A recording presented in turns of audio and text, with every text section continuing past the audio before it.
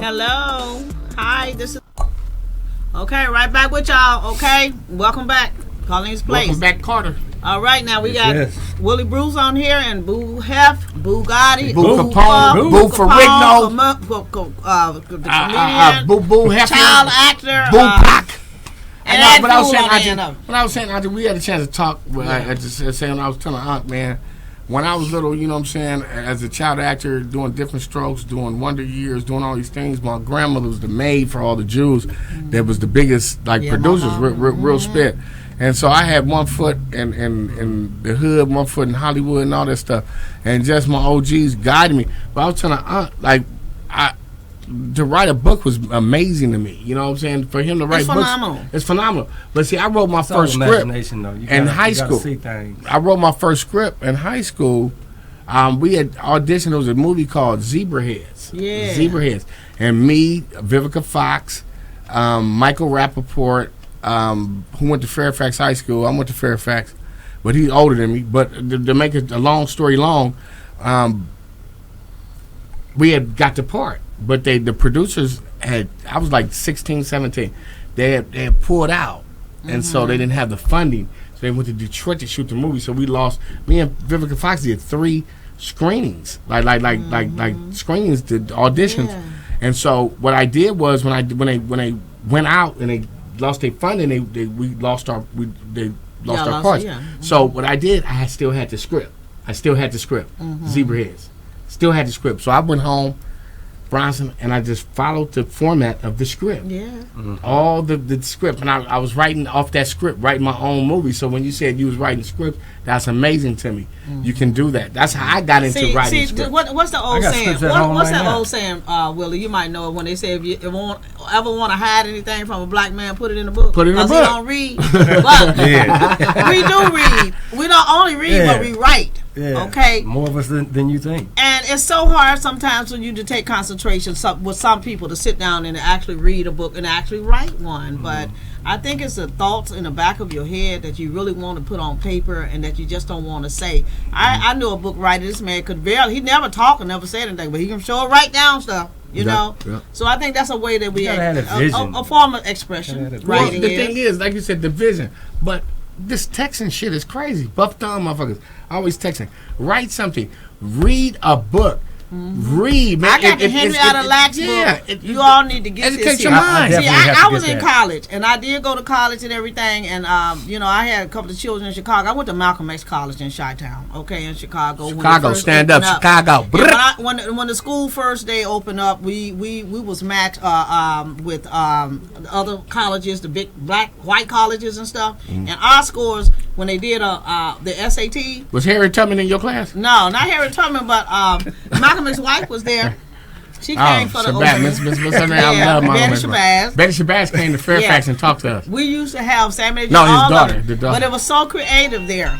But anyway, we actually did a lot of stuff that was they taught us how to, at the college, that black people that you don't think that normally, I had a baby when I was 16. So all the young girls, we had a girlfriend, she typed 70 words a minute. You know, we had different talents and different creativities that was angled toward in other areas that most cultures, that they didn't recognize us in. We deal with pictures. And autism, like they said, a lot of kids can write a picture to describe what they want to say. Right. So, but writing is something that I think is a very creative stance for all of us. So we're going to talk about your book again. So how many pages is this? I think that's right around 400 pages. Okay. About 398, 400. So you have other books in the making too, also? Yeah, as soon as I'm taking them one at a time. I've written 7 books. Okay. Like I say, Bossy! This is the first 2 to come out. Right? Yeah. And I'm going to push this one a little differently, and then I want to reintroduce the Kings of Credit. This seemed like one of your favorite books, is Tit for Tat. You seem like you kind of like this one here. I love that book. What's the name of some of the other ones you got? Right, I got Street Life on the Edge. What's the other one? Kings of Credit. The Interceptor. The Interceptor, that's a good one. What about the RuPaul book, Life's a Drag? I ain't got that one. Now let me ask you something. RuPaul's Life's a Drag. It's coming out. It's coming out. Let me ask you something. And I always, because I remember when my baby mama, she started a book club. And it was amazing. They couldn't read. They just cooked food and gossiped. Yep. It was a book club. Have you ever thought about starting a book club? Like, remember Oprah Winfrey had her book club? He can join Oprah's book club. But I'm just saying, have you ever like to have a book club and empowering reading? Because a lot of us can't read. There's still niggas out there that can't read. We can do reading seminars. I just can't read. I was with a nigga. It said he said Tahi. Tahi. Hey, look. My niece is Kim Robinson, right? Okay. And she was my publisher on this first book right here, right? The Kings of Credit. She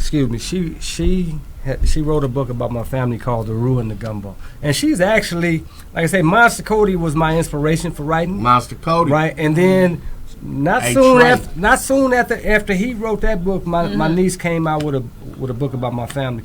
I come from a notorious family. Where you originally from? Los Angeles or Louisiana? I'm getting ready to say y'all some Creoles. You some. But see, Louisiana come to L.A. Let me tell you, Louisiana come to L.A. Texas come to L.A. Chicago go to Arkansas, Mississippi, Alabama. So if you in Cali, your people got to be from Louisiana. Texas. That's what it is. My family from Louisiana, Texas. I got a cousin named Pussy. He said, that boy. Hey, you get that little that. Well, then look, I got a cousin named Pocahontas. So that's where the Native American come in us. My cousin Pocahontas was a good friend. I said, was she the real Pocahontas, mama? We Comanches. My great Blackfoot and Cherokee. Let me say this. Why I got to give a shout out to her. Kim Robinson. Okay, yeah, he was talking about his niece. Yeah, my Kim niece, Robinson. She's also a writer, and we might have her on the show books. Next. Yeah, she's definitely one. She's written 12 books. She's written 12 books, but we're promoting Willie right now. The Rue and the Gumbo by Kim Robinson. I heard of that. And it's a story about my family. Yeah, the Rue and the Gumbo. Y'all ate that red clay, huh? No, that roux is what makes the gumbo. That red clay right there. But the roux is what makes the gumbo. The roux is what makes the gumbo. The roux was actually my mother. Really? My mother is the Rue in the Gumbo. That's right. She's the woman that held our whole family together. Without her, grandmama. Yeah. But Mother D, we ain't got that no more. We got it in places, but we got to get back to that. Let me tell you, before we get out of here, man, let these kids know that it ain't over, man. You can go and do 20 years, 22 years, but it's how But you what do did you time. go for real fast? You don't mind me asking?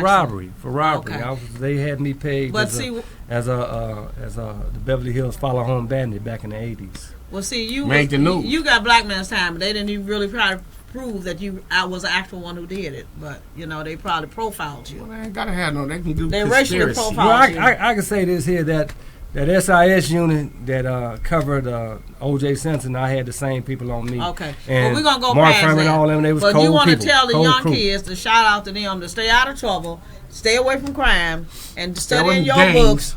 I got 4 daughters that got their master's degree, so I know it can happen. And I got my degree and my college and everything. I had my baby 16. So you young kids, and I tell my sons, in the book. You don't want to be on nobody else what they call the 13th Amendment that you are free as a slave, but until you do a crime, you put yourself back in slavery. 10 homies in 2016. Back in slavery. Most of them to murder. Some of them, a few of them for stay away from ailments.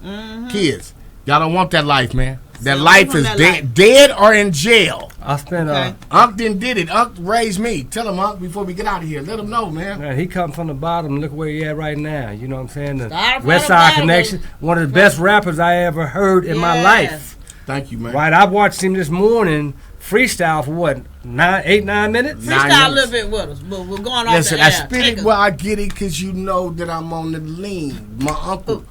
Really, Pauline, we on Hollywood. Yeah, I got the best of them. You know, I got lyrics for the rest of them. Go get my uncle book. If you don't do it, use a hook. Everybody get shook. Listen, pay attention to pimpin' paraplegics can feel it there. Yeah, tit for tat. Yeah, you finna get smacked. It's our entertainment. That's right. But let me tell you right now, being a quarter mile Raymond, I spit acid. Women like Angela Bassett, wrapped in plastic. I bounced like a mattress. I came back as Marcus Garvey. Came back as Bob Marley on the